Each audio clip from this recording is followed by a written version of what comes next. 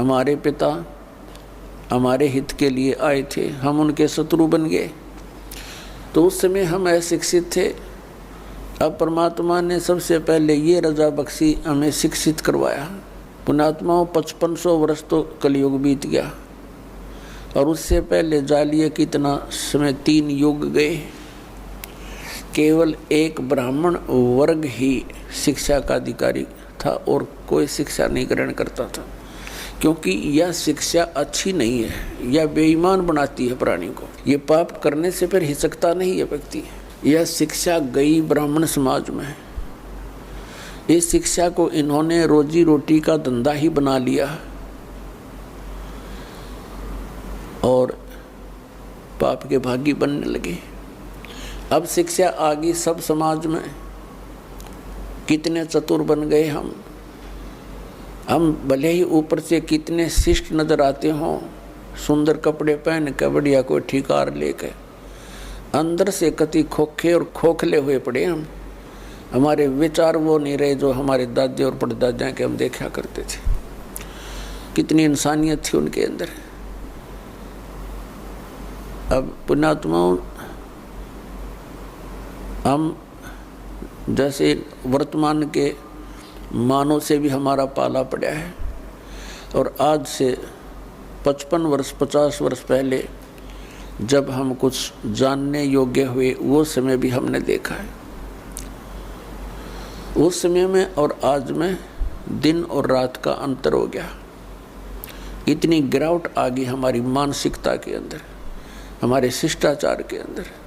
इसका कारण ये शिक्षा ही है। आप ऑफिस में जाते हो, किसी भी कार्यालय में, वहाँ भी इंसान है। बाहर पंक्ति में खड़ा वो भी इंसान है। कोई दया धर्म नाम की चीज़ नहीं रह रही। खाएं जाओ धक्के, गिड़गिड़ाएं जाओ उनके सामने, रहम रहा नहीं।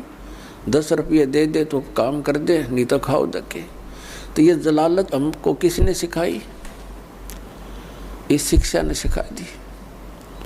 और क्या करते हैं फिर उस पैसे का? हम कोठी बनाते हैं, बंगला बनाते हैं, कार खरीदते हैं, और फिर घर में कोई ना कोई ऐसी समस्या, कोई दुर्घटना हो जाती है, कोई बीमारी लग जाती है। उस सारे पैसे को फिर हम ऐसे ही, वो पैसा तो रहता नहीं, व्यर्थ हो जाता है। कोठी बना दी, मृत्यु होगी। आप गधा बन कर कुम्हार के घर मिट्टी ढो रहा है और कोठी वहाँ खड़ी है, चाट ले उस कोठी को। एक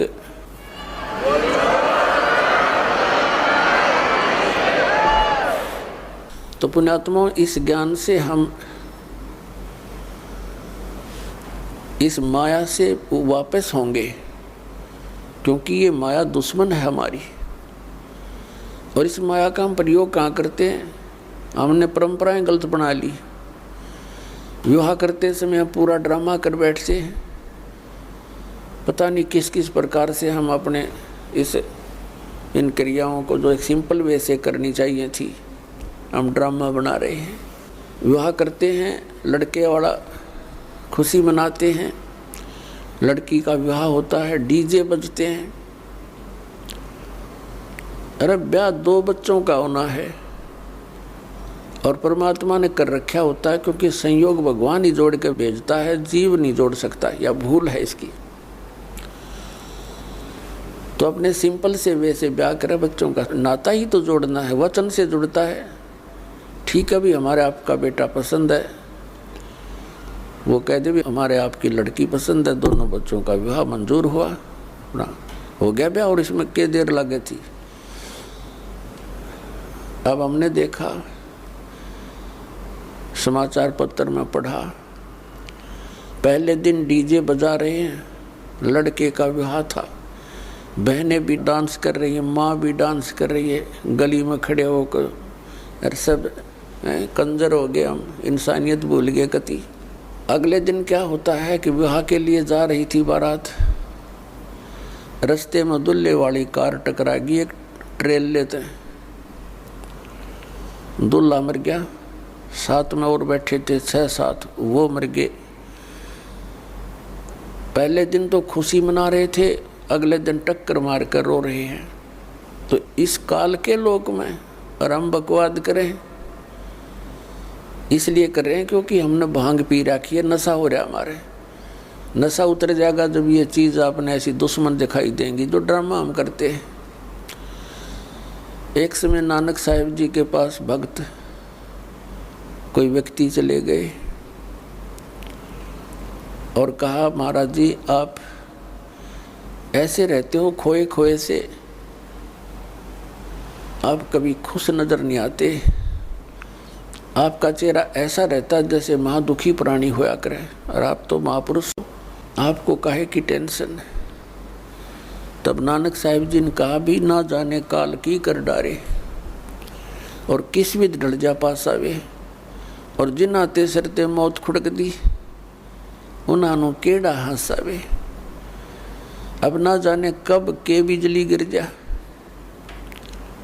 एक सेकंड का भरोसा नहीं, एक सेकंड का, और हम फिर भी यहाँ फूले नहीं समाते।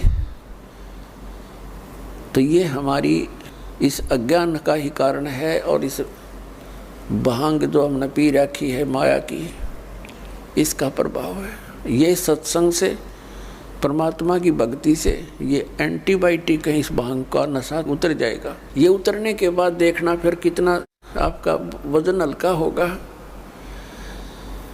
आपकी रुचि नहीं रहेगी कितने सांग सिनेमा देखने की। आप ना सोचोगे क्यों समय बर्बाद किया, या तो मालिक की चर्चा चलेगी, या सत्संग सुनने दिल करेगा, या फिर अपनी सुबह शाम दोपहर की क्रियाएं, और फिर मंत्र दिन में इतना बिजी शेड्यूल हो जाएगा आपका, बकवाद करने का समय कौन मिला है। और कभी समय मिलेगा तो रुचि नहीं बन सकती है, क्योंकि आत्मा स्वीकार करे नहीं, बहुत दिन हो गए इसने ये बकवाद करती ने, इसका कुछ भी हाथ नहीं लगा। तो पुण्यात्माओं, हमने अपने सिर पर आप वजन घना रख लिया है।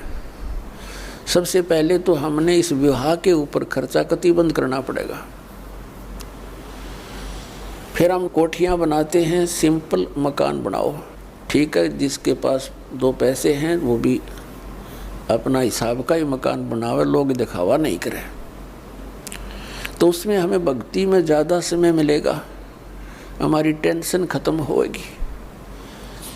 अब जैसे हम त्यौहार मनाते हैं, अब जब तक ज्ञान नहीं था तब तक हम कुछ भी मना लेते, अब ज्ञान हो गया कति रुचि नहीं बनती। एक व्यक्ति ने नाम लिया और बहुत दुखी परिवार सारा, और उनसे बताया भी ऐसे ऐसे ये नहीं करना, ये त्यौहार वगैरह तुम जो मनाते हो ये नहीं मनाना। कैसे? अब हम क्या करते, एक फॉर्मेलिटी कर रहे हैं। कोई भी त्यौहार आता है वो फॉर्मेलिटी बना ली कि इतने कपड़े और इतनी मिठाई, इतने सुहाड़ी गुलगुले ये पहुँचाने, वो नून तो लेकर चल पड़े, वो नून तो लेकर चल पड़े, और वो कपड़े नए पड़े रहे, कोई पहनता नहीं। क्या फ़ायदा हुआ? एक बच्चा होता है, 4 बुआ हैं उसके, चारों लाऊंगी जुगले 6 और 6 महीना पाछो बच्चा बड़ा हो जाओ, पैर जो गिरे कोई ना वो की तब फूकने पड़े। क्या फ़ायदा इन बकवादों का? तो इस तरह हमने इन सभी क्रियाओं को इन ज्ञान विचार से समझकर फिर इनसे उल्टा हटना है। और ज्ञान बिना तो हम फिर देख लकीर पीट ही रहे हैं, वो नहीं पीटनी फिर हमने, हम बालक नहीं रहे, क्योंकि ज्ञान हो गया, हमने परमात्मा का नाम मिल गया, यहाँ का पता लग गया क्या स्थिति है। तो इस प्रकार हमने इन क्रियाओं से वापस होना है। फिर नानक साहिब जी से पूछा कि हे भगवान, क्या आप कभी भी खुश नहीं होते? तब उन्होंने कहा कि साध मिलने साढ़े शादी होंदी और बिछड़ दें दिलगिरी वे, अख दे नानक सुनो जहाना मुश्किल हाल फकीरी वे। साध मिले साढ़े शादी होंदी, भक्तों से हमारा मिलन होता है। मेरे बच्चे जो मेरे शिष्य हैं ये मेरे पास आ जाते हैं सत्संग के समय, तो हमारे एक विशेष खुशी होती है। हमारे यह शादी है, ये विवाह है हमारा, आत्मा का विवाह परमात्मा से होता है। कहते साध मिलें साढ़े शादी होंदी और विछड़ दें दिलगिरी वे, जब ये यहाँ से सत्संग सुनकर जाते हैं तब मुझे फिर उदासी छा जाती है। क्यों छा जाती है? कि ये बच्चे परमात्मा के हंस इस ज्ञान से कुछ परिचित हुए हैं और अब ये जा रहे हैं उन लोगों के बीच में जो परमात्मा के ज्ञान से अपरिचित हैं, और कहीं ये बच्चे अपना नियम भंग करके और उन लोगों के विचारों को सुनकर अपनी दिशा ना बदल लें, ये नाम से वंचित ना हो जाए। और जब ये वापस आ जाते हैं एज इट इज़, तो मुझे खुशी होती है कि मेरी फसल में कीड़ा नहीं लगा। तो कहते हैं साध मिलें सट सादी होंदी और बीच छुट जा दिलगीरी वे, अख दे नानक सुनो जहाना या मुश्किल हाल फकीरी वे। ये भक्ति बहुत मुश्किल बना दी इन अज्ञानी संतों और महंतों, आचार्यों और शंकराचार्यों ने। परमात्मा से दूर कर दिया हमारे को, तत्व ज्ञान रहा नहीं, सदग्रंथों का ज्ञान हम तक पहुंचा नहीं, लोक वेद बना करके हमारे को ऐसे दंत कथाएं सुनाती जिनका कहीं कोई सिर पैर नहीं। तो पुण्यात्माओं, अगर आप खुशी मनाओ तो उस दिन की मनाया करो जिस दिन आपने नाम मिला। कबीर साहब कहते हैं जिस दिन सतगुरु भेंटिया 100 दिन लेख जान, और बाकी जन्म गंवा दिया बिना गुरु के नाम। जिस दिन आपको उपदेश मिल गया, आपका वो जीवन मनुष्य का उस दिन से जन्म समझ लेना। उससे पहले आपका मनुष्य जीवन नहीं था, लेकिन शरीर बेशक मनुष्य का था। जा दिन सतगुरु भेंटिए 100 दिन लेख जान, बाकी समय व्यर्थ गया तेरा बिना गुरु के नाम। तो पुण्यात्माओं, परमात्मा की कृपा से आपको ये सत्संग मिला है, तो सबसे पहले मालिक ने हमारे को शिक्षा देनी पड़ी, और इस शिक्षा के बिना हम भगवान को पहचान नहीं सके थे। उनको मालूम था कि ये खूब बिगड़ेंगे, शिक्षा होते ही ये खूब अवाम उड़ेंगे, वैज्ञानिक पाक गए हैं, गॉड गिवन मटेरियल पर अनुसंधान करके ये भगवान से दूर करने लग गए, आप भी होने लगे। कहीं भगवान नहीं है, एक विश्व नियम है, एक एलिमेंट खोज लिया है, उससे सब कुछ बनता है। वो एलिमेंट किसने बनाया? इन वैज्ञानिकों ने बना दिया। परमात्मा के मटेरियल के ऊपर बकवाद करते हैं। अगर 2 वर्ष वर्षा ना हुआ ना, ये वैज्ञानिक भी इनके सारे इंस्ट्रूमेंट अड़क पड़े जड़े, जंग लाग जाए इनके अंदर। भगवान के रहम को भुला दिया।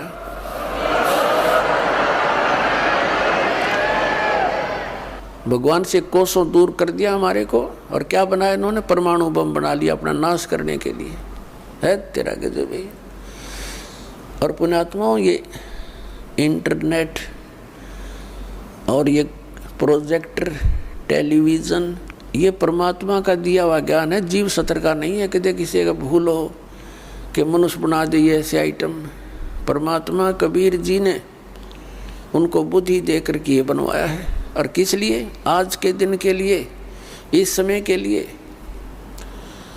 कि एक जगह मेरा ज्ञान चला करेगा, करोड़ों बच्चे मेरे एक टाइम पर सुना करेंगे और प्रत्यक्ष प्रमाण देखा करेंगे।